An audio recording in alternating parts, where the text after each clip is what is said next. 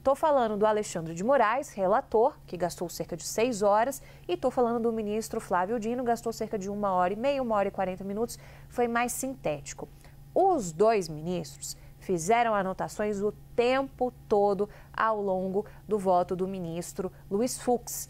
E os dois já manifestaram uma certa intenção de trazer comentários, trazer contrapontos em relação àquilo que foi colocado por Luiz Fux. A gente viu que o ministro Flávio Dino não seguiu integralmente o ministro Alexandre de Moraes, mas foi uma adesão, digamos assim, bastante significativa ao voto do ministro Alexandre de Moraes.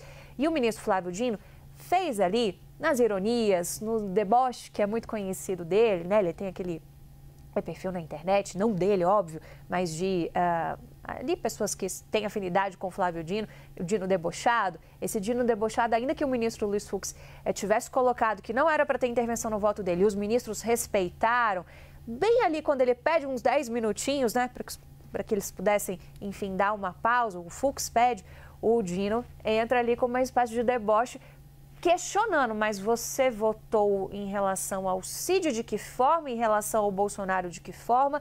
No bastidor, tem muita gente fazendo essa correlação, né, de que até o cargo de Mauro Cid, ajudante de ordens, implicaria, né, nessa relação direta entre um e outro.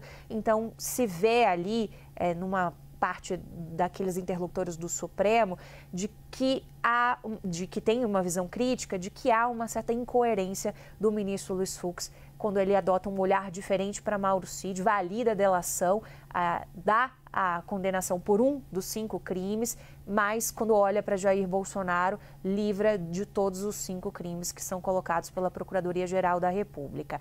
O ministro Luiz Fux, e aí é uma fala até forte que eu colhi agora pela manhã, é visto como uma figura ilhada na primeira turma neste momento. E olha só, né, aquela coisa do bastidor.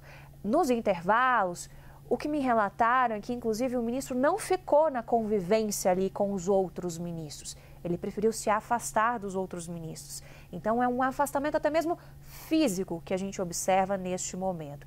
Isso tudo, esse climão todo, deve gerar comentários do ministro relator Alexandre de Moraes, do ministro Flávio Dino, fora as respostas que devem vir a partir de tudo que foi colocado pelo Fux, também nos votos da ministra Carmen Lúcia e do ministro Cristiano Zanin. A Carmen Lúcia podendo ter este simbolismo de ser a ministra a dar o voto da maioria da condenação do ex-presidente Jair Bolsonaro. É a expectativa, é o cenário de conjecturas que se traça no momento.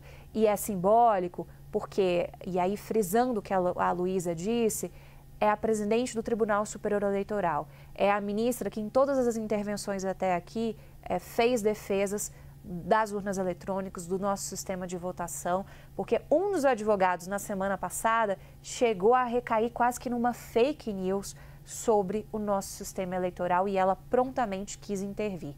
Então, ela deve gastar, sim, alguns minutinhos do voto dela para colocar essa defesa da justiça eleitoral com toda certeza, já que essa fragilidade que foi apontada das urnas pelo núcleo crucial, o que eles falavam e que nunca houve provas sobre isso, isso foi muito colocado naquela cronologia de fatos, naquela costura feita pela Procuradoria-Geral da República.